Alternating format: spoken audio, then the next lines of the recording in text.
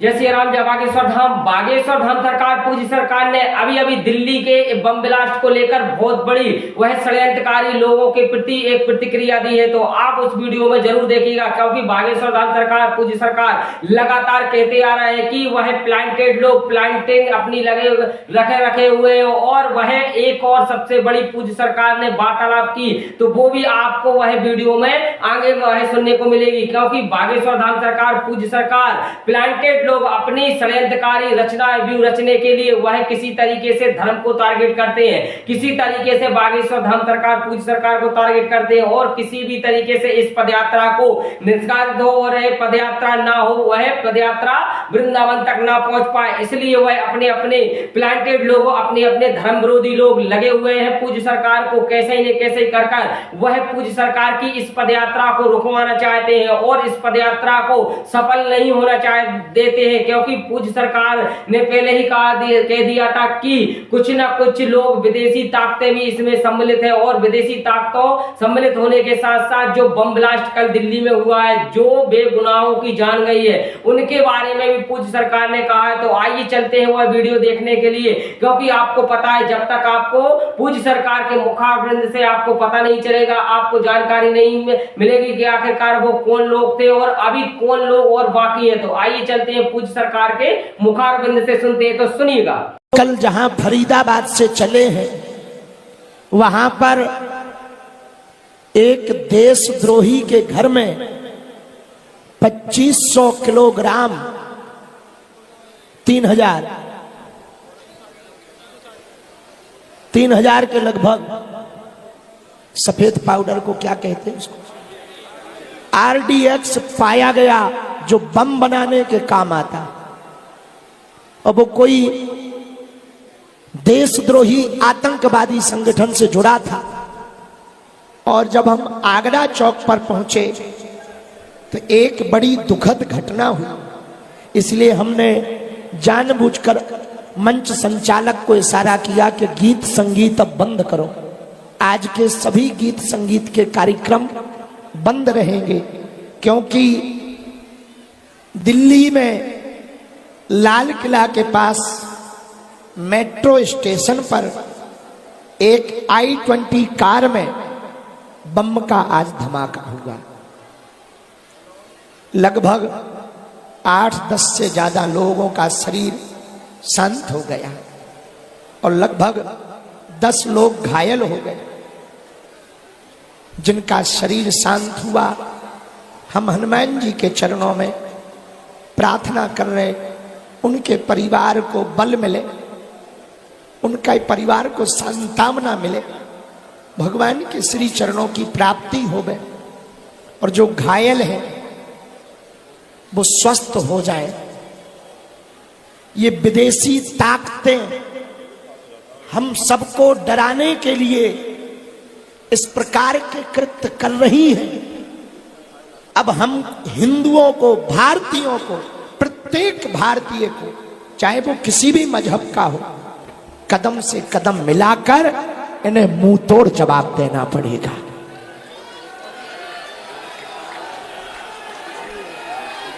इसीलिए कल की पदयात्रा में कोई ऐसी वस्तु दिखे जो पहचान में ना हो, उसको आप यूं ही स्पर्श ना करें, ताकि किसी भी प्रकार से, क्योंकि छोटे छोटे बच्चे भी चल रहे, माताएं भी चल रही, भगवान है, भगवान रक्षा तो कर ही रहे हैं। देश के माननीय प्रधानमंत्री श्री नरेंद्र मोदी जी, जिनके हाथ में इस देश की कमान है, उन पर संपूर्ण भारतीयों का भरोसा है, किसी का बाल बांका नहीं होगा। हम सबको भगवान पर भरोसा है, पुलिस प्रशासन, IB इंटेलिजेंस, इन सब पर भरोसा है, सब मंगल होगा। इसीलिए जो घटना अभी दिल्ली में हुई, आज के गीत संगीत का कार्यक्रम हमारी आज्ञा है। सभी कलाकार जो आगे भी गाने बजाने के आमंत्रण को पाकर आए थे, आज स्थगित रहेगा। 2 मिनट का मौन धारण हम लोग उन सब के लिए करेंगे जो अभी अभी दिल्ली में हुआ। कल सुबह 7 बजे आना है। कितने बजे? 7 बजे। जोर से बोलो, जोर से बोलो।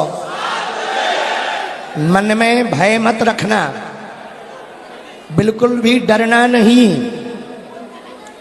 भगवान है। जब तक इस देश में विचारों से बदलाव नहीं आ जाएगा, हम तो तब तक नहीं रुकेंगे। हमको किसी ने कहा कि आप जहां कल फरीदाबाद से चले वहीं पर वो पकड़ा गया। हमने कहा ये भगवान की कृपा है, ना जाने किस विचार से वो देश में क्या क्या करना चाहता था, भगवान ने कृपा कर दी। जम्मू कश्मीर की टीम ने उसे पकड़ लिया है। ये बहुत अच्छी बात है कि वो आतंकवादी पकड़ा गया। और आप सब जो यहां खड़े हैं, जो अभी दिल्ली में घटना हुई, उन सब के लिए 3 बार ओम ओम कह के हम यहीं बैठे हैं, जान ही रहे हैं। मौन धारण करेंगे, फिर सीताराम करके हम बहुत थके हैं।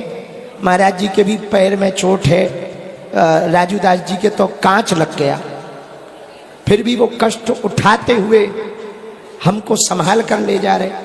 और अपार कष्ट ये जो महात्मा सह रहे ना, ये महात्मा हिंदू समाज एक बात ध्यान रखें, ये सब महात्मा अपने लिए कष्ट नहीं सह रहा। ना तो हमें पार्टी खड़ी करनी है, ना किसी को वोट दिलाना है, केवल तुम्हारे बच्चे सुरक्षित बचे रहे, इसी के लिए यह यात्रा की जा रही है। वरना आए दिन ये होता रहेगा। इसलिए हम सब सनातनियों को एक होना ही। क्या तुम अपने बच्चों को सुरक्षित देखना चाहते हो? हमको दुख है कि हम रुक नहीं पाए, रात बहुत हो गई थी। हमारी टीम मंडली और प्रशासन के लोगों ने कहा पहुंचते पहुंचते 12 बज जाएंगे, इसलिए थोड़ा तेज गति से चलो। हम तिवारी जी बहुत तेज गति से चले आए। हमको बहुत दुख है, 8-8, 9-9 घंटे से लोग यत्र तत्र खड़े हुए थे। ऐसा लग रहा था मानो आजादी के बाद फिर से भारत भेदभाव छुआछूत की आजादी पाने के लिए सड़कों पर आ गया हो। हम हमारे बद्रीनाथ वाले महाराज जी, महंत राजू दास जी और सभी संत जन बहुत कष्ट पा रहे। इनको खूब धक्के भी लगते हैं, पैरों में भी चोट लग जाती, लोगों को भी बड़ी चोट लग जाती। धन्य है सनातनी आस्था। कई लोग सबसे पीछे आकर कचरा उठाते चले आ रहे हैं। कोई फूल माला रखे, कोई मुगदर रखे, कोई कुछ। इतनी भीड़ है कि हम चाहे करके भी नहीं मिल पाते। बूढ़ी बूढ़ी वृद्ध माताएं, आज तो दोपहर में बिहार से 90 वर्ष की माता जी पदयात्रा में सम्मिलित होने आई। वो हमें मिली, हमारा तो मन वहीं पिघल गया। रात्रि बहुत हो गई, बाकी सब बातें महापुरुषों ने कह दी हैं, भजन गायकों ने भजन गा दिए। अब हम ज्यादा कुछ ना कहेंगे। सामूहिक अर्जी सुबह लगाएंगे पूरे पलवल वालों की। सुबह यहीं पर 7 बजे राष्ट्रगान गाएंगे और यहीं से हनुमान चालीसा करके फिर आगे के लिए चले जाएंगे। रही जिंदगी तो मिलेंगे दोबारा। भगवान फिर कभी कृपा करेंगे तो फिर मिलेंगे। हनुमान जी की प्रेरणा हनुमान जी की कृपा, उनका ही शरीर है, वही चला रहे हैं। हम तो माध्यम हैं। पर हिंदुओं, जिस तरह से तुम एकता दिखा रहे हो, बस ऐसे ही एकता पूरे भारत में दिख जावे तो भारत हिंदू राष्ट्र हो जाएगा।